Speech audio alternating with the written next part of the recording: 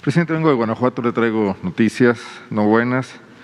Sabe usted que estamos gobernados por el Partido de Acción Nacional hace 30 años. El Estado ha crecido mucho bajo un plan de atracción de inversiones que sobre todo se basa en subsidios multimillonarios, en tierras, agua, infraestructura, capacitación, exenciones fiscales y sobre todo algo que usted acaba de mencionar, una planta laboral maltratada por bajos salarios y sometida por contratos de protección. Esto apenas se empieza a despejar ahora. Como resultado, se logró un crecimiento sostenido de 3% anual durante la última década, pero el desarrollo para la población ha sido marginal, incluso ha retrocedido. De 2008 a 2018, la pobreza en Guanajuato disminuyó apenas 0.7%, 3 veces menos que el promedio nacional de 3.4%. La crisis de desarrollo social, frente a una industria poderosa y protegida, parece alimentar el crecimiento de la violencia en Guanajuato. Existe un ejército de reserva para la delincuencia y los cárteles que asolan el Estado pueden reponer a gran velocidad sus bajas por detenciones o por muertes, lo que explica que no ceda esta crisis y que tampoco sea atendida. Pero hoy le quiero hablar de un asunto muy particular, un botón de muestra del tamaño de una catedral que exhibe la forma en que somos gobernados en Guanajuato y la mentalidad que apuesta todo a un crecimiento generador de desigualdad y de injusticia.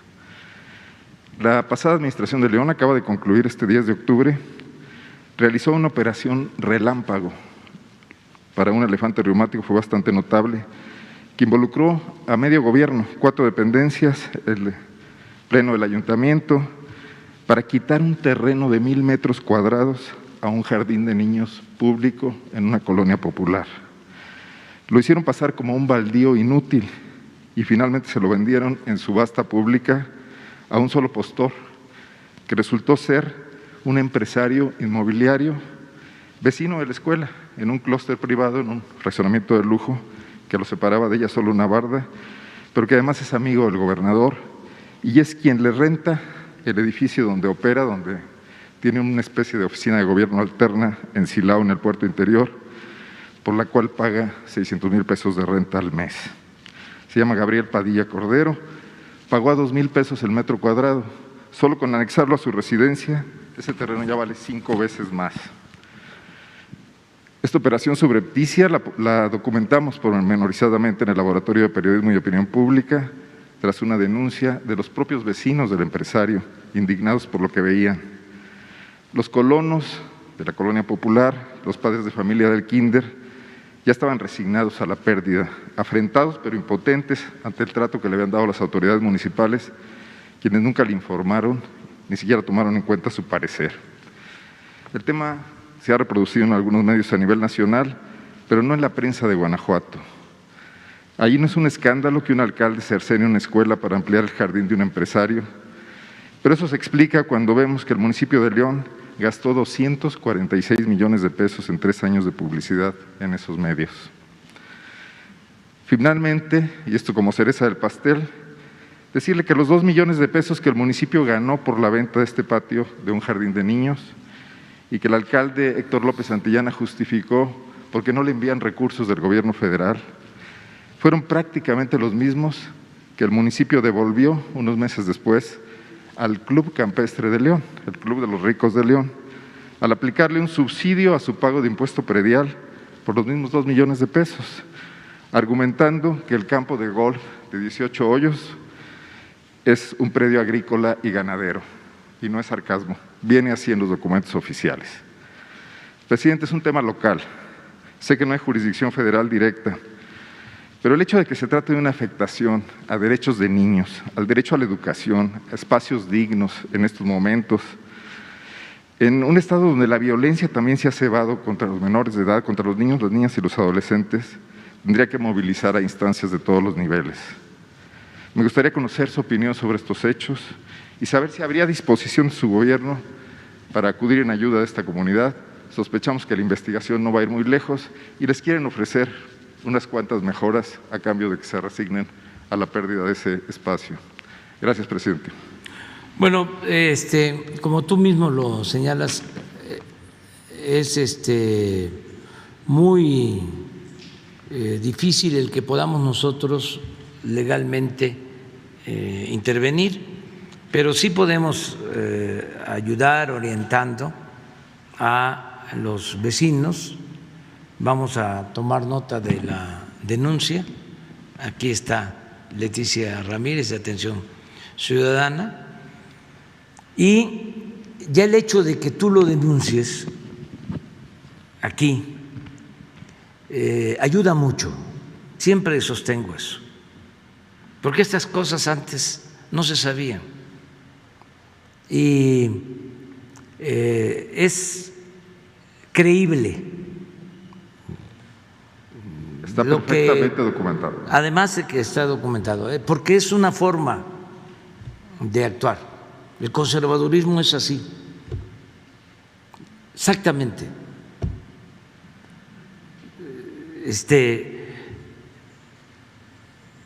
Aquí intervienen pues los mismos elementos que hemos repetido y repetido, ¿no? La hipocresía. Son capaces de hablar de honradez, de honestidad. Ellos decían que los corruptos, y hay todavía quienes piensan así, eran los del otro partido, y ellos llegaron y resultaron… Los del PRI. Sí, y resultaron iguales o peores, nada más que hipócritas. Ayer hablábamos de eso, que los del PRI, pues, para ejercer mi libertad, mi derecho a manifestarme, mi libertad de expresión, no todos, ¿no? Desde luego, que priistas eran campesinos o son campesinos y son obreros y gente buena abajo. No, los de arriba, los líderes, los jefes decían: soy charro y qué, y soy corrupto y qué, corruptos cínicos. Y los panistas, su distintivo es que son corruptos, hipócritas. Entonces, si me dan a escoger, claro que no quiero a ninguno de los dos que signifique corrupción, pero me molesta más la hipocresía, el que se den baños de pureza, el que vayan a darse golpe de pecho todos los domingos, por mi culpa, y olviden los mandamientos. Y esto, ¿no? A ver, vendemos este terreno y lo que obtenemos se lo entregamos a los que tienen más recursos económicos, a los del campo de golf. Así son.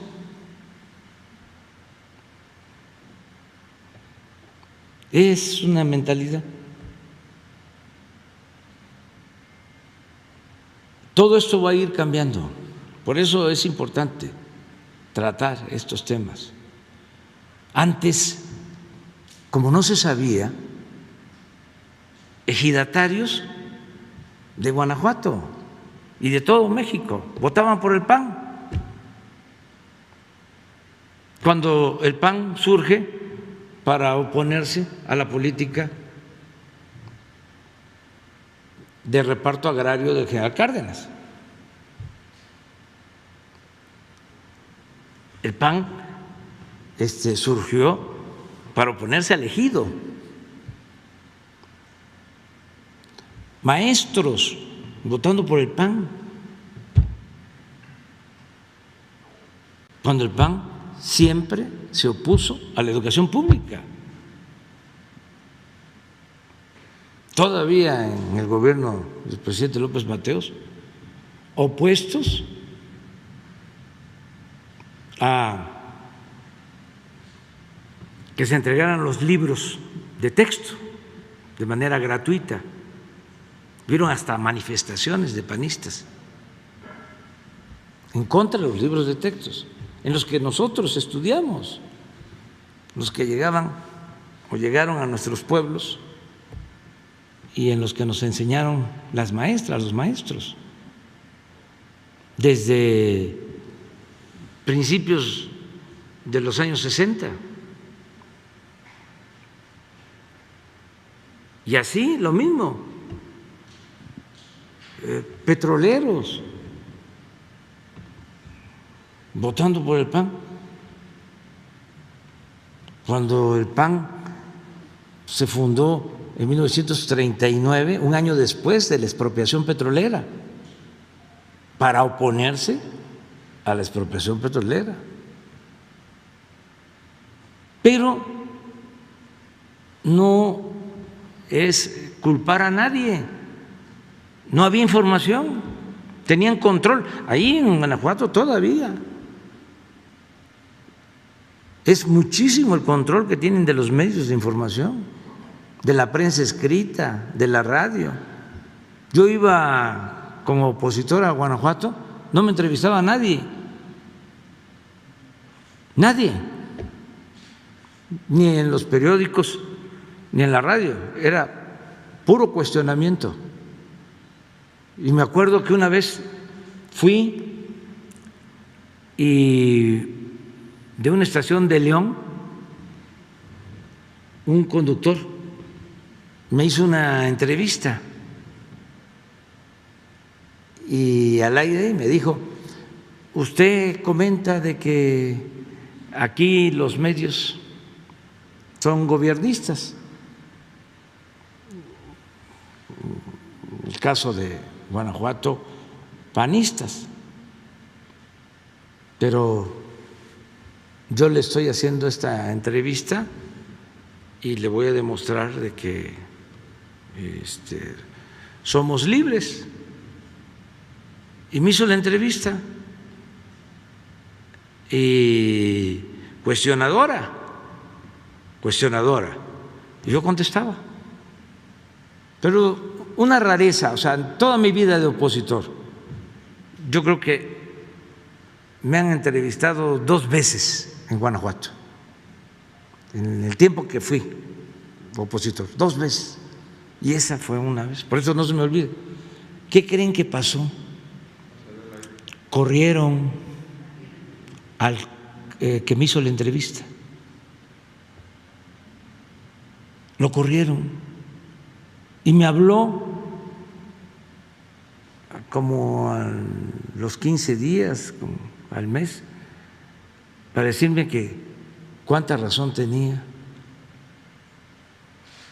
que lo habían corrido por haberme entrevistado. A esos extremos. Pero el pueblo de Guanajuato se va a terminar de liberar. Al pueblo lo pueden engañar una vez, 2 veces, pero no lo pueden engañar toda la vida. Por eso es muy bueno lo que tú haces y muchos más. Hay que denunciar todas estas cosas. Y acerca del modelo económico, yo creo que Guanajuato es un ejemplo de cómo un modelo fincado solo en el pie del crecimiento es cojo, o sea, le hace falta el otro pie, el del bienestar, porque ahí han dado facilidades para que se instalen empresas maquiladoras y hay crecimiento económico, pero no ha habido bienestar.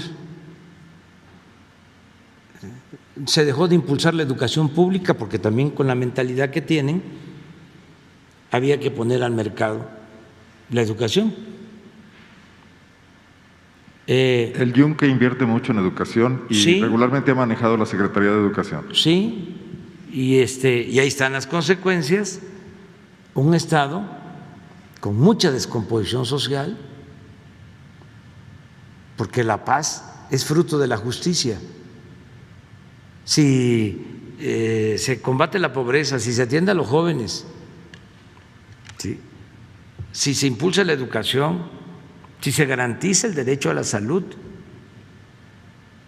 se consigue la paz. Pero si se le da la espalda a la gente con la idea de que todo lo va a resolver el mercado y de que no debe de haber populismo ni paternalismo, porque lo que va a los pobres le llaman populismo o paternalismo, y lo que va a los del campo de golf, eso es fomento o rescate. Entonces, por eso los niveles de violencia, la descomposición social, pero tiene que ir cambiando todo esto y nadie debe de enojarse si hablamos sobre estos temas, y es muy bueno el debate porque no se pueden cerrar. El que todo sea autocomplacencia, que tengan el control de los medios en Guanajuato y que así estén manipulando. Ya no es fácil, porque ya están las redes sociales, medios nacionales, aún la prensa convencional, los medios de información convencional llegan. Además, la verdad siempre se abre paso, ¿sí?, llega hasta el último rincón. En el caso de Guanajuato, el municipio más pobre, abandonado, se llama Atarjea. Pues hasta allá llega la verdad. Una última pregunta, presidente, que me parece importante. La empresa Seguritech creció mucho en el sexenio de Enrique Peña Nieto. Hay un excelente reportaje de Genaro Villamil en la revista Proceso. Muy temprano detectó cómo estaba trabajando con muchos gobiernos estatales. En Guanajuato le compraron un contrato de 3,000 millones de pesos en 6 años. Iba a ser para blindar al Estado, cosa que por lo visto no se logró. Pero preocupa que ahora algunos gobernadores recién llegados, gobernadores incluso de Morena, ya están siendo visitados por personajes de la empresa Seguritech para tratar de mantener lo que tenían con los anteriores gobernadores. Nos preocupa particularmente que muchos de estos servicios de seguridad se usan para vigilar ciudadanos, para vigilar periodistas, y como además están como en una veintena de estados, ya ni siquiera pueden disfrazar las cosas. La denuncia que yo presenté ante FEADLE, que aquí se conoció y que he sido atendido de manera muy eficiente, establece que desde Nuevo León se espió a periodistas de Guanajuato, pero la conexión es Seguritech. Entonces, nada más plantearle, ¿habrá cuidado con esto? Yo entiendo que las piedras cambian también de opinión, pero parece que hay unos muy tercos, presidente. Sí, sí hay cuidado. Estamos pendientes de esto.